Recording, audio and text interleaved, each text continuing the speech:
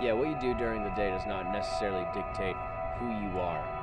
You know, people would have their goals in their head while working at a job, doing whatever, making sandwiches or tennis lessons or whatever it is. They would be working at their job, you know, they would have their goals in their head, they would have, you know, the dream life in their head, but they just get too wrapped up in, you know, chasing money rather than their goal.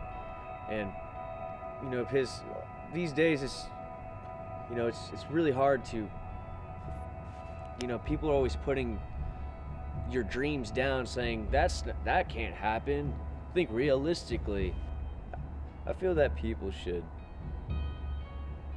do what they love and be good at it, you know? There's just too much conformity in this world. To me, success is making a living off of doing something that you love.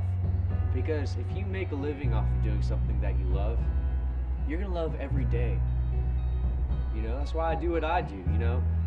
I didn't want to go through that process. I couldn't see myself working in a cubicle. I've done that. I hated that. You know, that 7 months of me working at that corporate job all blended into the exact same day because there was nothing exciting, nothing different about it. I remember my computer screen, my mouse, and my keyboards, and paycheck to paycheck, making enough to survive. It's not worth it to me. That's why I choose to live the rock and roll life, you know? Because music is what I love to do, you know? Back in the 8th grade when I first started, I thought, oh yeah, I'll just go play a show at a venue and make $1,000 a show, no big deal. For 4 years, I pretty much lived out of my car. I got by off of $60 a week for playing at church every Sunday. I would drive to multiple band practices, sometimes 2 to 3 a day, and you know, I would run out of gas a lot. It was not easy. I didn't have a job at the time, and, you know, my parents can only do so much for me.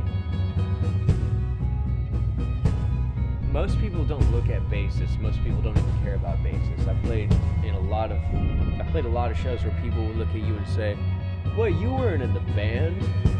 You weren't singing." Say I was the bassist.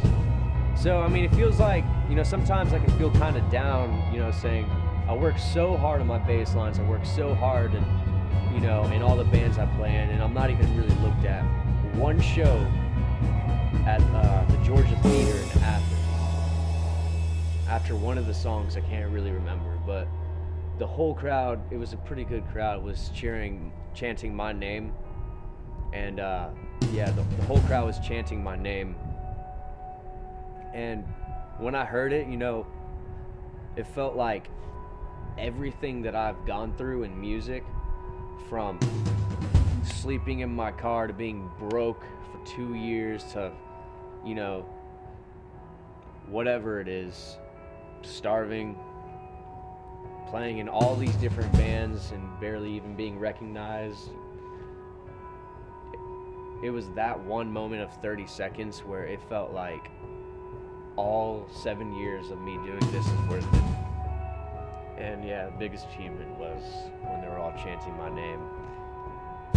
And it felt pretty good. Felt pretty good.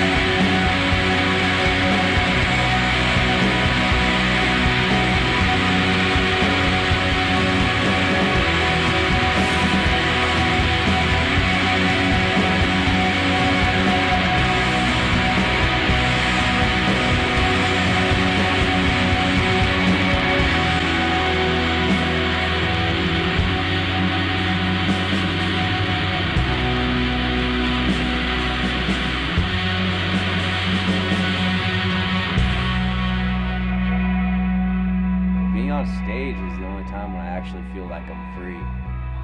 There's no going back for me, because this is who I am. And in the end, we become what we think about and what we dream about. Anyone can do anything as long as they believe in themselves.